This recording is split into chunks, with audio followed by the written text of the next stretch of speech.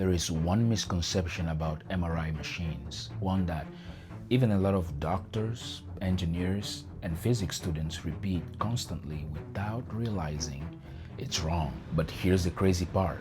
That wrong version, it actually sounds perfectly logical. You may have heard it before, but if you buy into this idea, you might never understand what an MRI actually does to your body.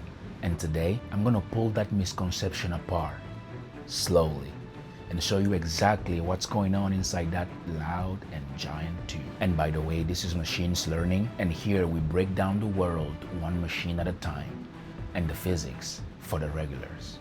Let's dive in.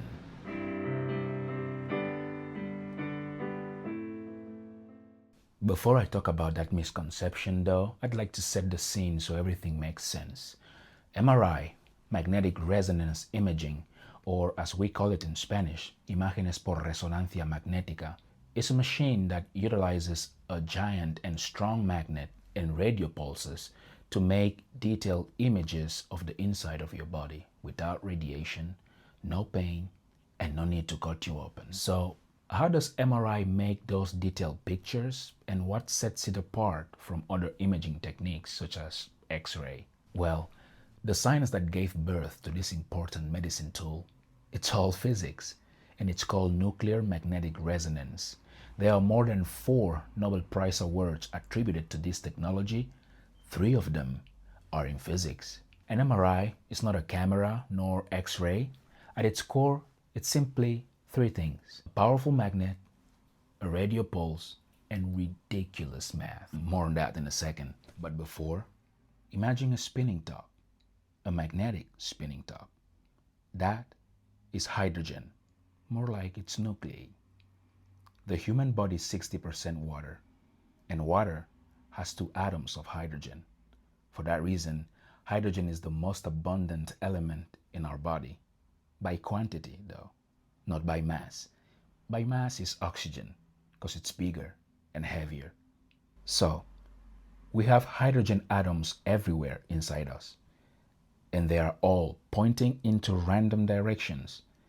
And what an MRI does is talk to these atoms. First, with the magnet. The magnet makes the hydrogen atoms line up, like giving all these tiny spinning tops inside you the same direction. And the bigger magnet, the more powerful it is, therefore, better quality of the images. Second, the radio pulse, which is used to temporarily change the alignment of the spinning tops, like nudging them slightly off balance.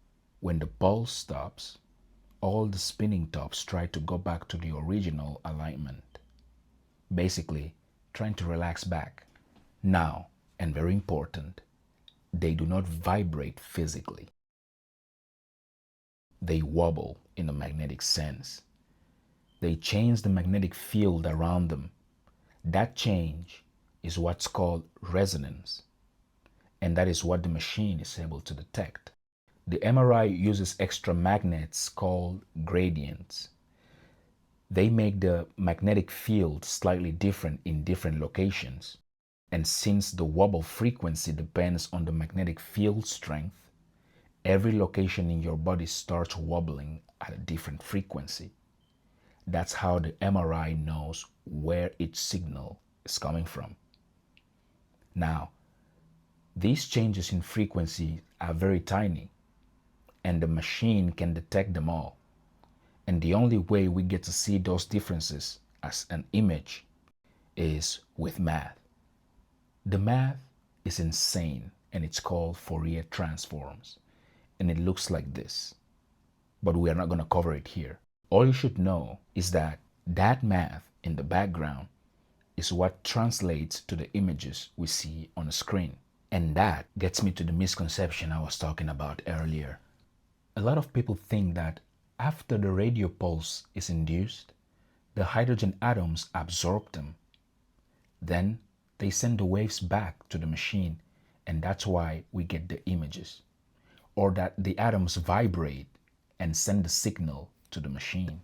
People think it makes sense because radio waves are photons, and photons are light, is what we see.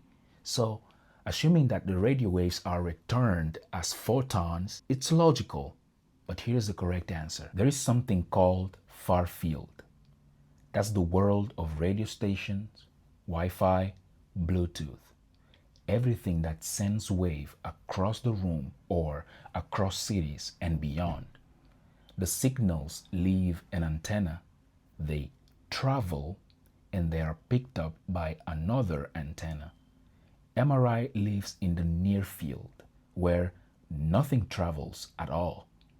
It's more like a bubble of energy that stays up close, like your wireless chargers, metal detectors, or Apple Pay.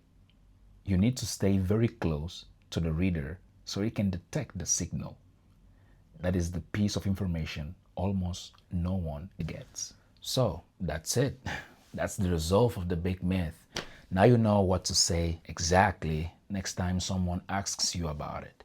Please subscribe to the channel if you like this breakdown and if you'd like to understand the world one machine at a time. This is Machines Learning, and the physics is for the regulars. See you next time.